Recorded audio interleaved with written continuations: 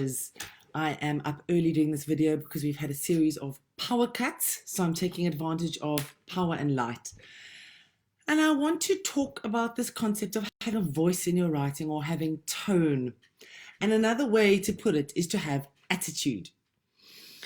I often say to writers when I receive manuscripts, particularly in the non-fiction realm, that the only danger in a book is that you have no tone. And what do I mean by that? The danger is that you feel it's sufficient to write in an ordinary, mundane voice, possibly the kind of voice you'd have a casual conversation in, or you'd put down a note in, or you'd craft a long essay in. Now, in non-fiction writing, I'm going to start with non-fiction, this is not actually good enough. The books that sell, the books that excite people, the books that the writers that readers want to follow and be part of their tribe and community are writers who impart a particular attitude. And attitude is just another word for tone, because really what it's saying is not just what are you saying in your book, but how are you saying it. A perfect example is Kate, who often uses the example of her kick-ass tone. So that translates into the words she uses. She's not writing in an academic way about clearing clutter and the attachments clutter makes. What she's doing in a kick-ass tone is she is speaking to the reader. She's giving them hard, fast things to do, and she is being decisive, and she is being an authority in her subject. And you'll notice that from Kate's communications in general, and that is her brand.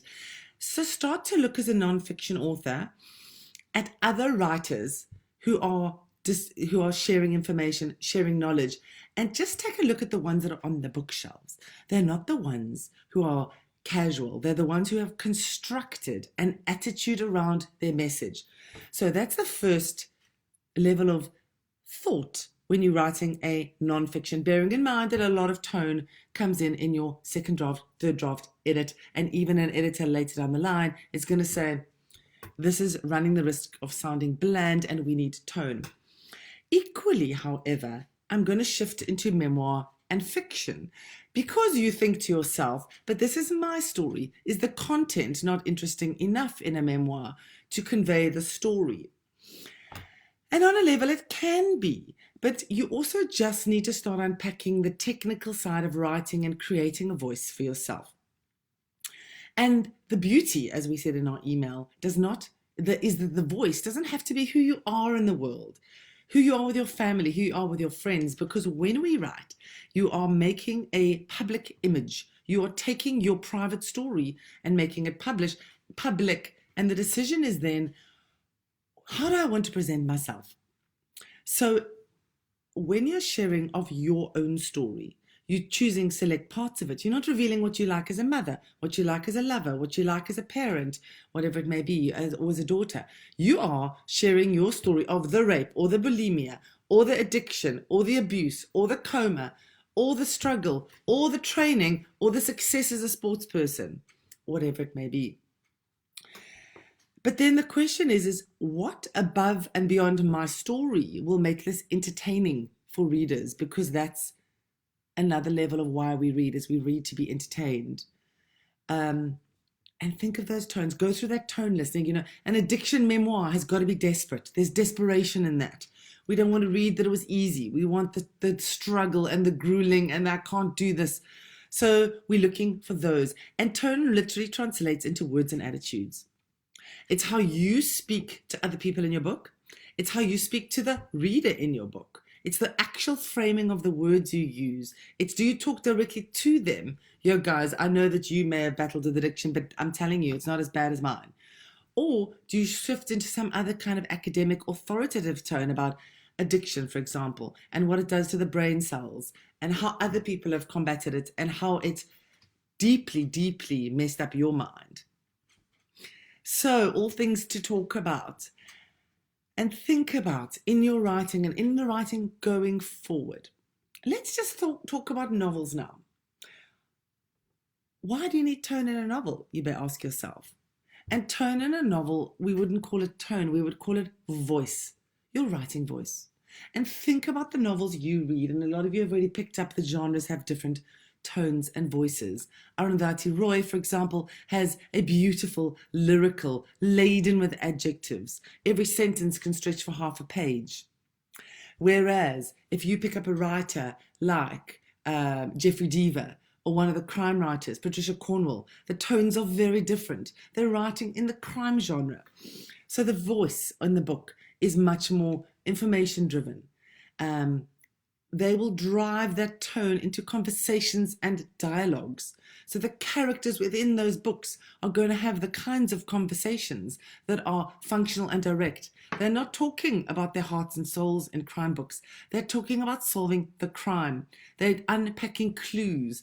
They are all invested in one story goal, and the story goal will be to catch the killer. On the other hand, in a book like a romance, very different tone, very different use of language, longer sentences, more adjectives, more emphasis on setting and description and sensory feelings, and equally language in a romance is going to be very different. And the story goal in a romance is often to will they, won't they? So that the question in the reader's minds the whole way through a romance is, will they or will they not get together? Or will they not fall in love or realize that they are the one? All right. So the language, the plotting, the whole book is very carefully structured and engineered to walk the reader down that path. So novelists, the importance of story goal, the importance of a central question driving your story to the very end. And then knowing to wrap all elements of story, all elements around that. So the question to all of you is to think about, how can I make this book more entertaining? For the reader, not for me as writer. How do I make this book more entertaining? How do I give it more attitude? How do I give it more edge? How do I give it a real personality so that my book stands out, my story stands out, my message in a nonfiction stands out above the noise in my field that I'm playing in? And most often that is not the brilliance of writing, it's the attitude you bring to the book. And please don't be afraid of taking an extremely strong position. You know, books aren't sold if they say it could be black or it could be white. Books are sold when they say it's black, and I'm going to show you why it's black and tell you how you can win in a black way. Okay. And thereafter, the job is to carry that tone through. We're not saying in books, maybe you should follow your North Star, maybe you find your own way. Martha Beck says, find your North Star and that will guide your way. So that's the calling to nonfiction writers. Stake in the ground, become an authority. The message in the title, the attitude in the title, and convey that the whole way through the book to keep your reader engaged, entertained, gripped, and in your domain. Because a lot of the reason we buy books, we follow authors, is not just their message.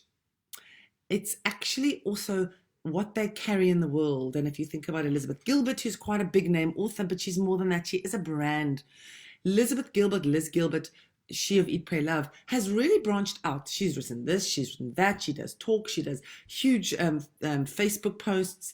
She hasn't stuck with a genre. She's just released a novel, which has been very badly received.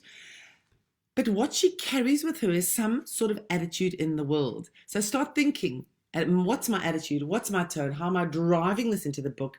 In a novel, is there a voice here? And how more can I weave this feeling, this voice, into my writing and out into the world? Happy writing.